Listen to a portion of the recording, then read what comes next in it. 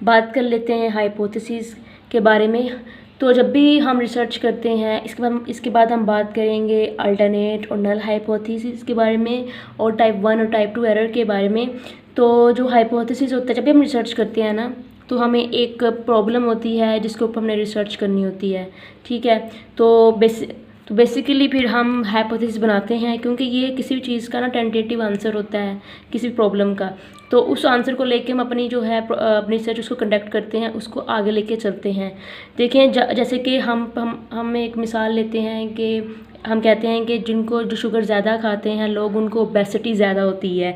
तो ये क्या है, अभी तो इसके ऊपर रिसर्च नहीं की गई कि ऐसा होता है कि नहीं होता। फॉर एग्जांपल, तो हम क्या करते हैं, हम ये सोच कर कि यार शुगर और ओबेसिटी का आपस में ताल्लुक है, तो हम रिसर्च स्टार्ट कर देते हैं। तो इस तरह हम अपना हाइपोथेसिस बनाते हैं। हम कोई भी चीज़ जिसको हम किसी भी प्रॉब्लम का हम एक टेंटेटिव इंटेलिजेंट गेस जो है, हम अपने से कोई भी सोल्यूशन याद कर लेते हैं मुख्तसर दुरानी के लिए। मे बी वो रॉन्ग हो, मे बी वो सही हो, लेकिन हम जैसे कि हम कहते हैं कि फ़लाँ जगह पर ट्रैफिक ब्लॉक रहती है, फ़लाँ इलाके में जो एक स्टॉप है वहाँ पे गाड़ियाँ बहुत ब्लॉक रहती हैं। तो अगर हम लोगों से पूछते हैं कि यार ऐसा क्यों होता है, यहाँ हम इस पर रिसर्च करते हैं, तो लोग क्या कहेंगे कि यहाँ पे पास अच्छी अच्छी खाने की दुकानें हैं, इसीलिए यहाँ ज़्यादा रश होता है। तो कुछ कहेंगे कि जो सड़क है, जो रोड है, वो टूटी फूटी है, तो लोगों को स्लो राइड करनी पड़ती है अपनी गाड़ियाँ, जिस से यहाँ पे ज़्यादा जो है वो रश होता है। तो ये सब क्या है, ये सब टेंटेटिव आंसर है, ये सब टेंटेटिव इंटेलिजेंट गैस हैं, किसी प्रॉब्लम का गैस है। तो इन गैस को, ये जो हाइपोथेसिस हैं जो कि हमें लोग मिले हैं, तो हम इनके ज़रिए रिसर्च कंडक्ट करते हैं। हम ये समझते हैं कि ये बात ठीक है और हम फिर उस पर रिसर्च करते हैं। हमें कोई प्रॉब्लम जो है जिसकी हमने रिसर्च करनी होती है, हम उसका एक टेंटेटिव इंटेलिजेंट गैस है जो है वो खुद ही बना लेते हैं और फिर हम उसके ऊपर रिसर्च करते हैं जो हमें लगता है कि ठीक।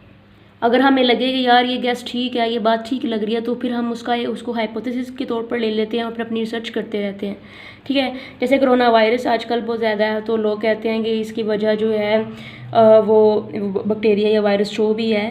तो जो लोग ज़्यादा बाहर, मतलब ज़्यादा एक्टिव होते हैं, जो लोग अपने घरों से बाहर हैं, उनको ज़्यादा चांस है होने के। तो डिफरेंट किस्म के इसके ऊपर भी हाइपोथेसिस बनती है ताकि हम पता लगा सके कोरोना वायरस की जो असल वजह है वो क्या है।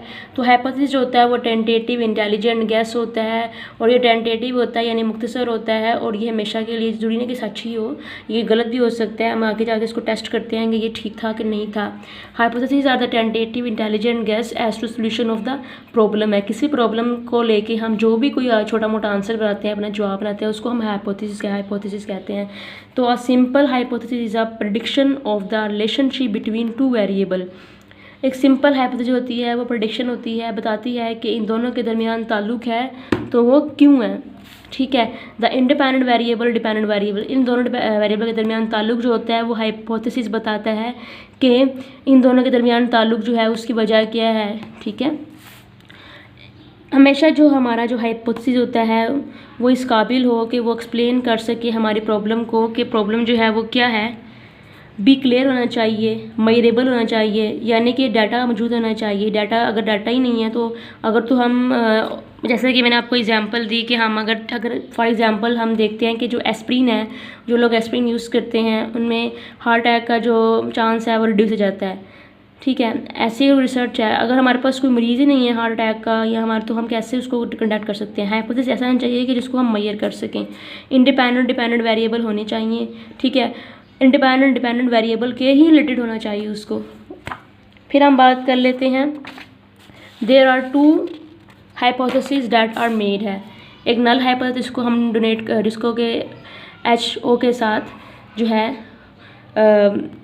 लिखा जाता है, और एक अल्टरनेट हाइपोथेसिस है जो कि H1 और HA के साथ मेंशन किया जाता है, ठीक है। नल हाइपोथेसिस जो होता है is want to be tested. हम नल हाइपोथेसिस टेस्ट करते हैं रिसर्च के अंदर, अल्टरनेट को हम टेस्ट नहीं करते रिसर्च के अंदर। हमेशा नल हाइपोथेसिस जो होता है उसको टेस्ट किया जाता है किसी भी रिसर्च में, उसके अलावा जो भी जवाब आता है उसको अल्टरनेट कहते हैं, ठीक है। एग्जाम्पल देख लेते हैं, जैसे कि यहाँ पे एग्जाम्पल है कि इन द 1970 सेंचुरी, ठीक है, 20 से 29 years old man in the US had a mean body weight of 170 pound.